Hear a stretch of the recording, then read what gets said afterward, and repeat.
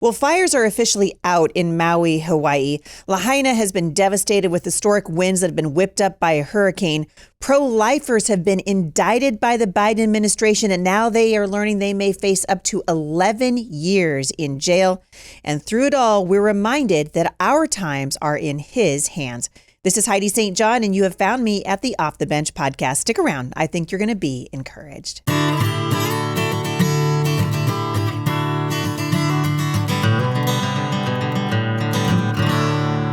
Well, thank you guys for tuning in today. I don't know about you, but I have been watching with a fair amount of horror and a lot of prayer what's happening in Hawaii right now. Several of our friends, in fact, 2 of our board members for Firmly Planted Family are vacationing near Lahaina right now, and I'm waiting to hear back from one of them. I've heard from one, but not from the other one.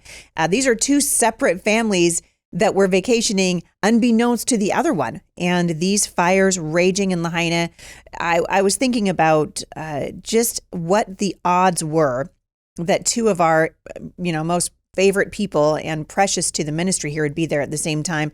It's really unbelievable what's happening there. If you're not watching, I think at the time of this recording, at least 36 people have been confirmed dead. And they're reporting that the accessibility of trying to get to these fires in some of these areas on the island, which are so remote, have made firefighting very difficult. My daughter, who was in Maui a few years ago, was telling us about the beauty of Lahaina and just the spectacular. I mean, if you've never been to Maui, I've never been to Maui, so I don't have a frame of reference. I've been to Kona, and several of our friends are taking evacuees from Maui over onto the Big Island and some of the other neighboring islands. But this is absolutely a matter for prayer. Also, I wanted to let you guys know before I jump into today's devotional, because I think it's going to tie in really beautifully today. The Biden administration, in my opinion, is a criminal administration. These are people that do not care for the rule of law. We saw this when they willfully ignored the Constitution, when Biden supposedly agreed to forgive the debt of millions of American college students, who, by the way, we can talk all day long about how terrible it is that the colleges are charging what they're charging. But the answer is not to saddle the American people with that debt and do so-called debt forgiveness. That debt forgiveness doesn't exist. You're just transferring the debt to somebody else, in this case, the American people. Joe Biden knew he did not have the constitutional authority to do this, and yet he went ahead by executive fiat and did it anyway. Then the Supreme Court struck it down. This man who cannot string 2 coherent sentences together, who is a laughable president in the United States right now, has also been targeting the pro-life movement. So if you haven't been watching this, you absolutely need to be. I'm going to link back to an article that I found that I thought covered it really well over at PJ Media. And they reported that they've got some great pictures there too from the Associated Press, but dozens of pro-life, or rather violent pro-abortion activists who attacked crisis pregnancy centers did not face any consequences.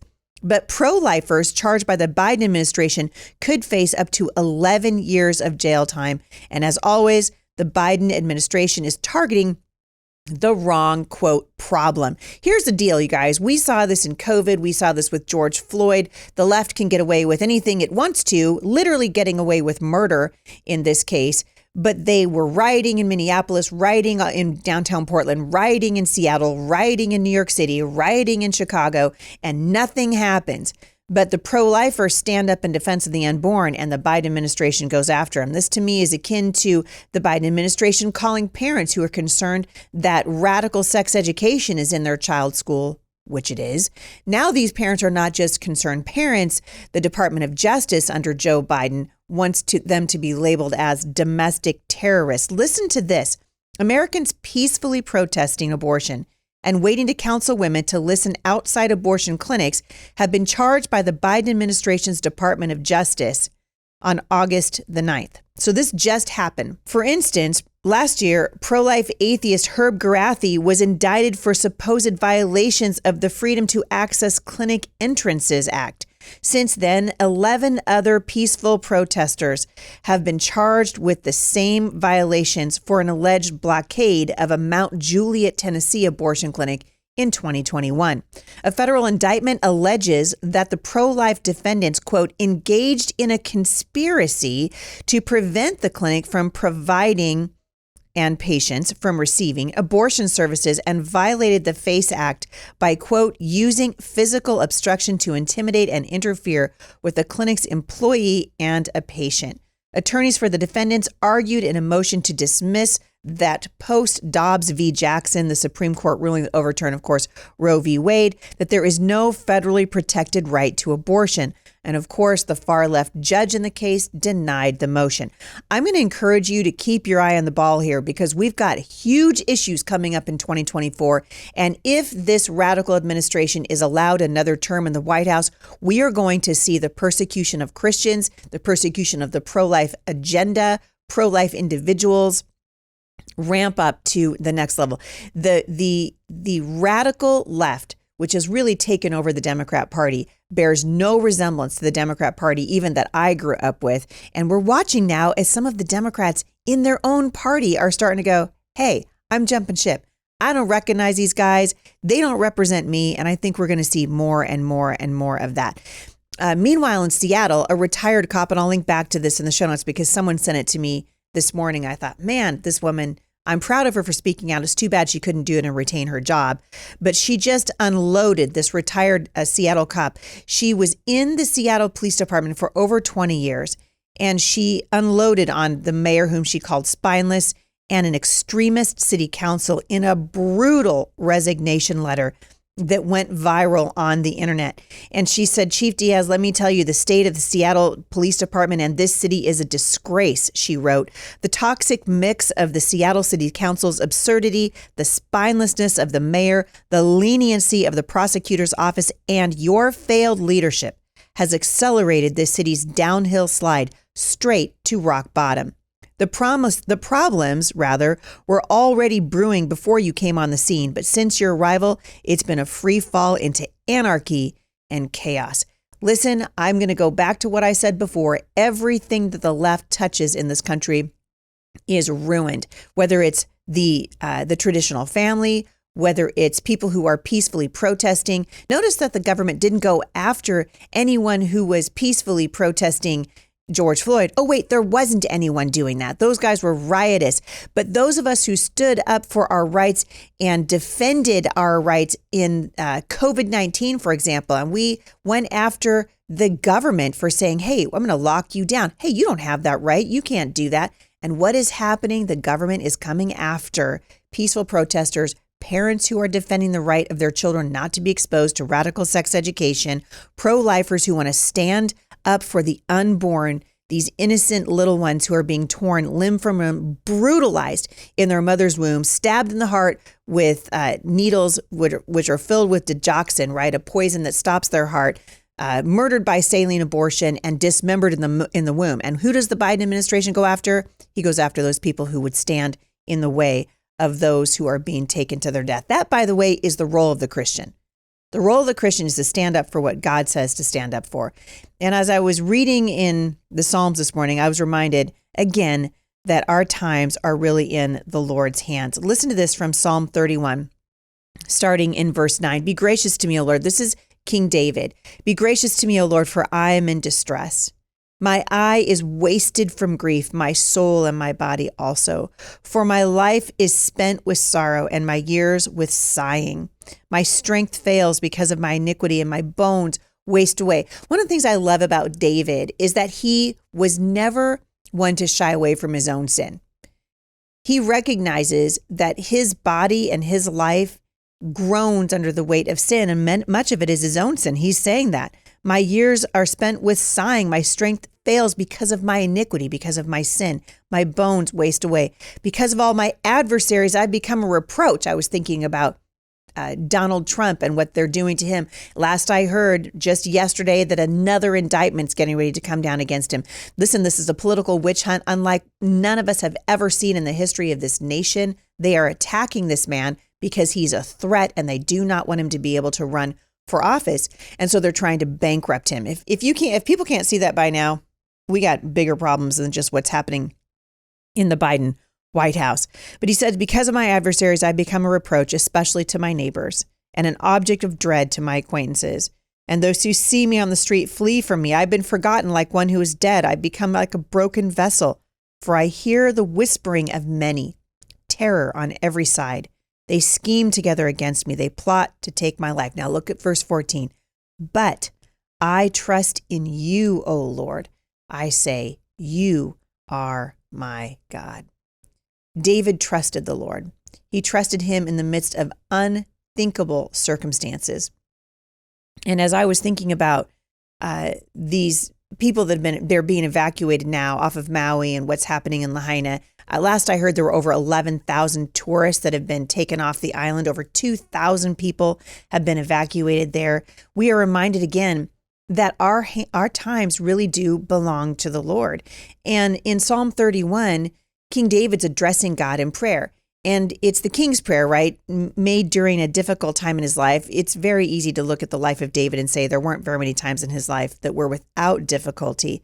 But he's asking for the Lord's deliverance. He's telling of the Lord's deliverance. And if you make it to the end of the psalm, he finally gives this application for the reader to say, hey, your times belong to the Lord. Let's look for another example in Habakkuk 3, starting in verse 17. This is Habakkuk rejoicing in the Lord. He's coming out of a season of suffering. Though the fig tree should not blossom, nor fruit be on the vine, the produce of the olive fail, and the fields yield no food, the flock be cut off from the fold, and there be no herd in the stalls, yet I will rejoice. There's another conjunction, right? The homeschool mom to me is like, oh, look, there's another conjunction. Yet I will rejoice in the Lord.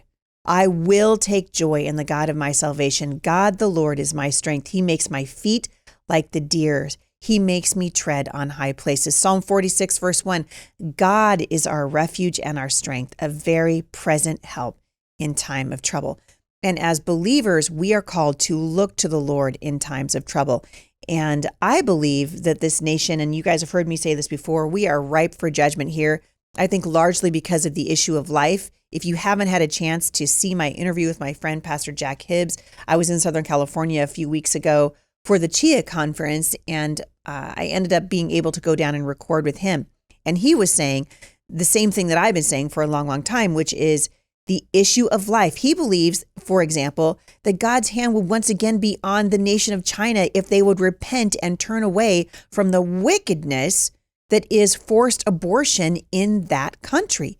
And we don't have forced abortion, at least not the kind that we talk about here in the United States, but we've absolutely legalized it. And even though the Supreme Court has kicked it back to the states, it is still a sin, a stench in the nostrils of God. And our nation is being judged for it. And so we need to be really thinking, what does it look like as we come into this next season? How can we stand up for righteousness? How can we, again, come back to the roots of this nation, the Judeo-Christian founding of this nation, and the way that we conduct business, honor the Lord, because that's what needs to happen. We need to be honoring the Lord in the way that we conduct our business as a nation, starting with the scourge of abortion. And so I'm hopeful as we watch what's happening in the news. We're watching what's happening in Hawaii, watching what's happening in the city of Seattle, which my husband was born in Seattle. And we care about that city. We should care about where we are. This is the prophet Jeremiah telling us we should care about the cities that God places us in. Has God placed you in a rural community? Care about it. Help. Where can you help? Has God placed you in Kona, Hawaii? Then God has something for you to do. You can help. You can help in the name of the Lord. We should be doing that wherever we are, because God wants us to be ambassadors for him. The Apostle Paul said, it's as if he is making his appeal through us, saying, come back to me. Come back to me. I want to read a question from a listener. I've been trying to get to these, and this one came in from a listener in Puerto Rico, and I appreciate you guys writing into me. Her name's Danielle, and she said, hi, Heidi. I have been homeschooling my son for the last 2 years. He's in high school, so his freshman and sophomore year, I have homeschooled him. We recently moved and are blessed with a wonderful private school nearby and are hoping to enroll him. Unfortunately, they only accept students that have a transcript from an accredited homeschool program. Is there a way to get an accredited transcript? All right, I got two big problems with this right off the bat. First of all, the fact that they want an accredited transcript makes smoke come out of my ears. The fact that you have homeschooled him and you have done the work is enough. And if this school won't recognize it, I don't want my kid going to that school. I'm sorry. This whole idea of accreditation for homeschooling basically says, we want you to take your work before some government agency who can say, oh yeah, mom did her homework. Mom did what she was supposed to do. But the fact of the matter is, the work that you have done for your son should be enough. You should be able to say, these are the grades that I gave my son. These are the classes that he took.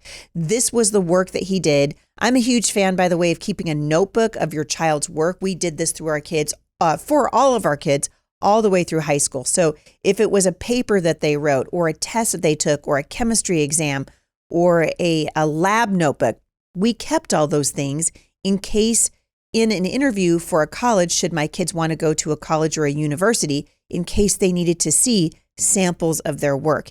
So if you have samples of your child's work, I would take those in, take a transcript that you have made yourself, and write on it, these are the classes that my son took. This is the grade that he got for each one of these classes. Here's his cumulative GPA, and it should be enough. If it's not enough, I would take that complaint to the highest person that I could take it to. So probably the school administrator, the principal, probably the superintendent. Take that to him and say, this is not right. My son has done his work.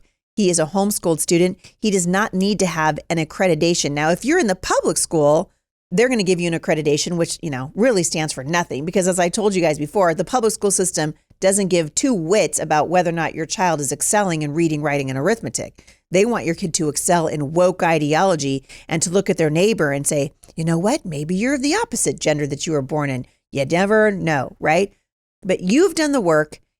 I feel the same way about moms who come to me and they say, my student can't get into, like for us, for example, one of our sons and one of our daughters wanted to go to the Veda Institute in Portland to learn to become a hairstylist. And the Veda, shame on these people, would not take my child's transcript. It wasn't enough. They wanted my child to get a GED. And I was like, no to the no, no, no. I did not just spend 4 years of my life making sure that you crossed every T and dotted every I and met the requirements for a high school education in Washington State, only to have you go to a beauty school and have the beauty school say, nah, that's not enough. I want you to get a GED. So we fought it. And we ended up going to other schools, but the Aveda Institute in Portland, as far as I'm concerned, I always tell people, if your kid wants to go to a beauty school or whatever they're kind of very uppity around there. I can't remember what they call it now. The Aveda Institute. It's the Institute. And if they say your homeschooled student needs to get a GED, no, I'm sorry. You now don't get my student. That's how I feel about it. And frankly, that's how I feel about this high school that is telling you that your homeschool transcript is not enough. I encourage you guys, I'm going to say it again, keep records, very good records when your children are in high school, so that if you need to give proof of the work that they have done, save samples. I mean, obviously you're not going to save every single thing, or you're going to have, a file a mile high, but save samples of their work. Make sure that you document the classes that they take. Make sure you document their community service. Did they get a job? When did they get their driver's license? Do you have a child, for instance, who's attending flight school or doing something to volunteer in a homeless shelter or something to that effect? Make sure that you keep a very good record of what your student is doing in high school. And then if your school still won't take it, I would say dust your shoes off and move on. Because to me, that school is not worthy of having a student who has done the work and just so happens, to me, that's discrimination. To me, they're discriminating. I hate to use the D word, but it feels like it to me. They're discriminating against your students. So that might not have been the answer you were looking for, Danielle. But this idea of a school wanting an accredited homeschool program, you are the one. You are the accrediting agency, Mom. If you're homeschooling your kid, Dad, you are the accrediting agency, and your word is trustworthy, and you need to keep good records of your kids. And I'm telling you what, this is very unusual. Colleges rather, are looking for homeschooled kids because they're looking for self-starters. They're looking for kids who can think outside the box. They're looking for kids who understand critical thinking and have been trained that way. And by and large, homeschooled students are known for those academic traits. All right, you guys, that's all I've got time for today. Get into the Word of God today. Read Psalm 31 with your kids and be reminded that your times belong to the Lord. Our times are in His hands. He's the one we serve.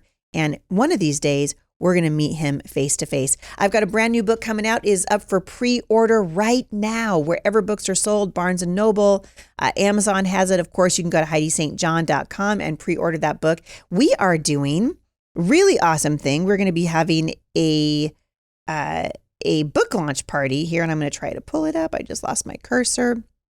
We're going to have the very last week of August. If you're anywhere in the area, August 29th, at a wonderful restaurant in Battleground. It used to be called the Rusty Grape, and now it's La Uva Fortuna, and we are going to have a fantastic time there. That is a free event, 6:00 p.m. for the launch party. The first 25 people in line that night are going to get a free signed copy of my book. I'll be there to sign books. We're going to give away door prizes. We're going to have a wonderful charcuterie board. You guys are going to have a great time. Come out and celebrate with me what God has done as we launch Mom Strong 365 Everyday Truths for Everyday Moms. Thank you guys so much for listening. We love you so much, and for leaving reviews for this podcast. They make a huge difference, and we appreciate it. Have a great day, and I'll see you right back here again tomorrow with my friend, Dr. Mark Sherwood, and we're going to be answering your questions.